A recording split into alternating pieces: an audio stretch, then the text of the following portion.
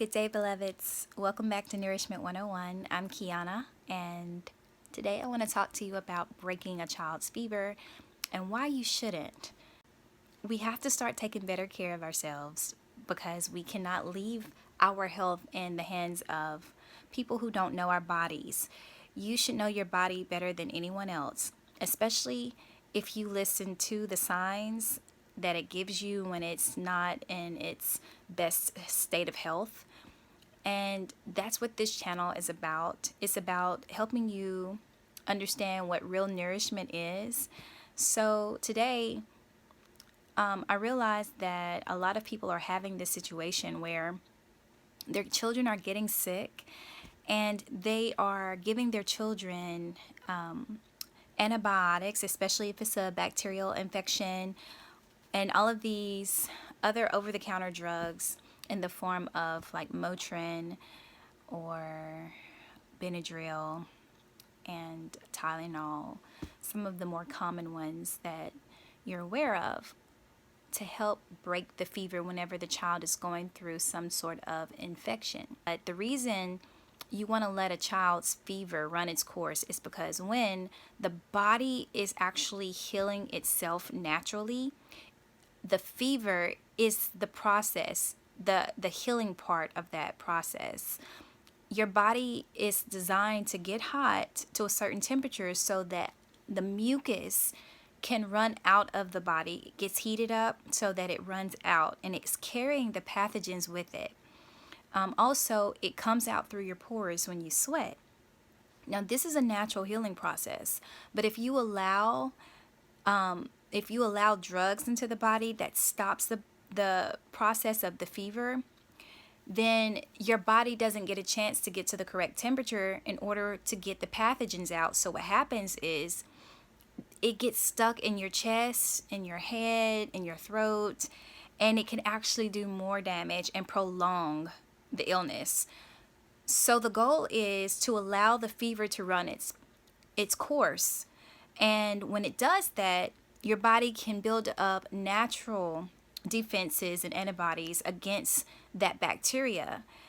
Okay, when that happens, you're less likely to get the illness again. We'll use strep throat as an example, okay?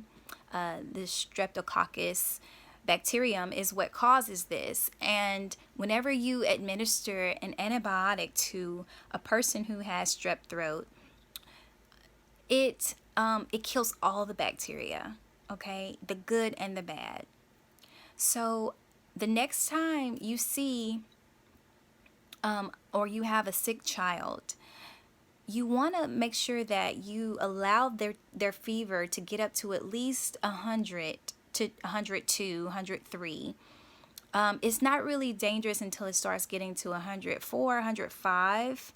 And 105, I would say, yes, give them something to break it. For adults, 108 degrees Fahrenheit. You can look this up. They're afraid that whenever you run a fever, it's going to cause some sort of brain damage. And that is true to a certain extent. It has to get to a certain degree. And it's just that they have told us that it's a lot lower, that temperature is a lot lower than it is.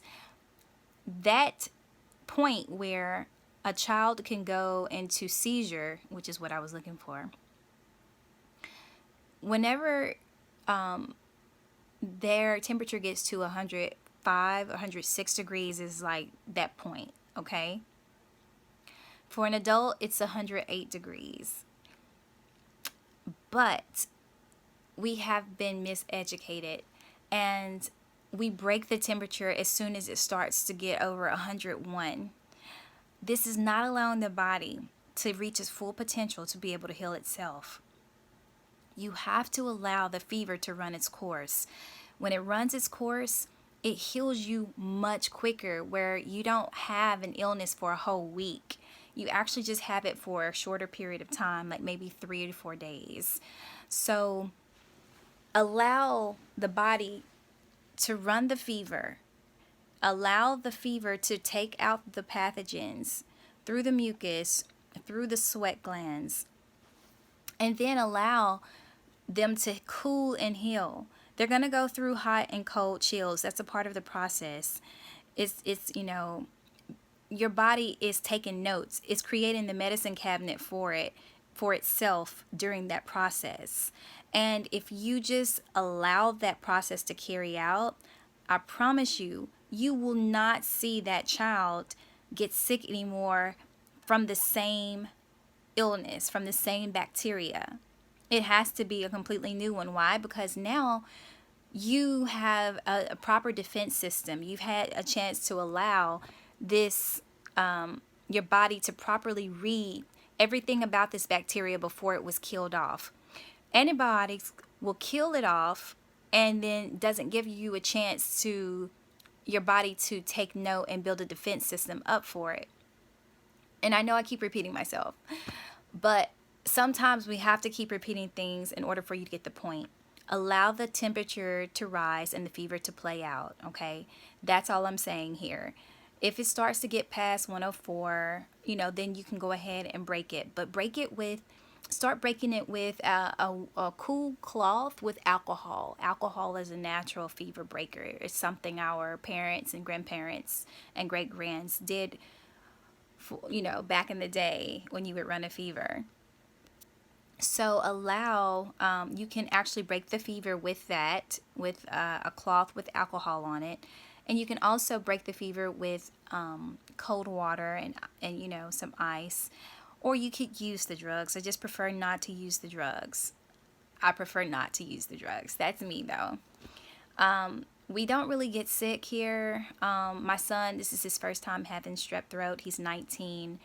And we went into the doctor to get the diagnosis so that he could take it back to the school. And trust me, that's the only reason I had to take him to the doctor, because otherwise he would not have stepped foot in there.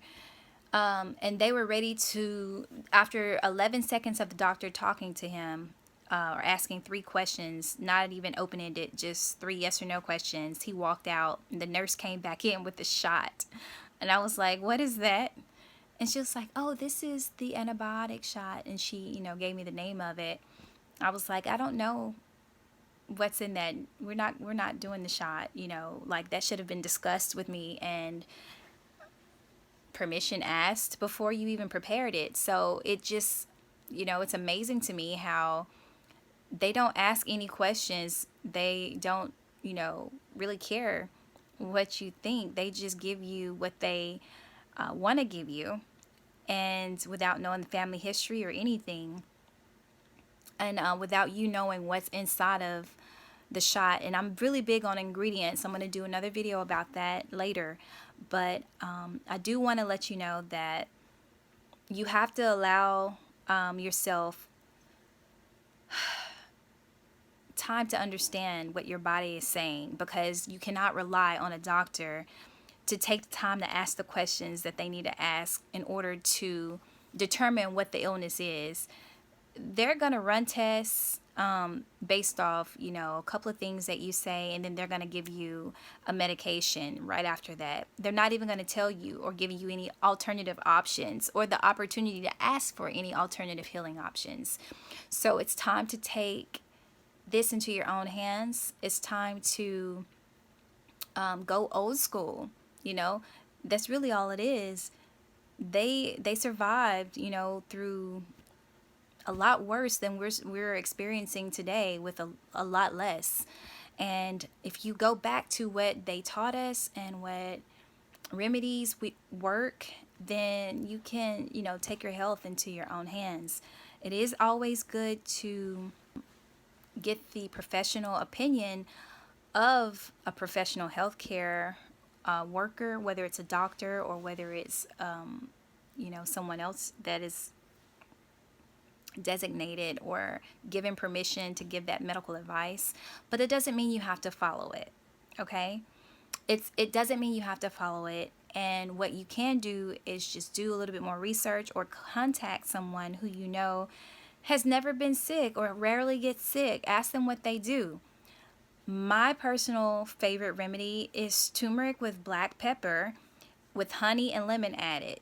If you just mix those things together and you take it whenever you feel a coming on, or any sign of illness or being tired or your immune system being weakened, just take that combination.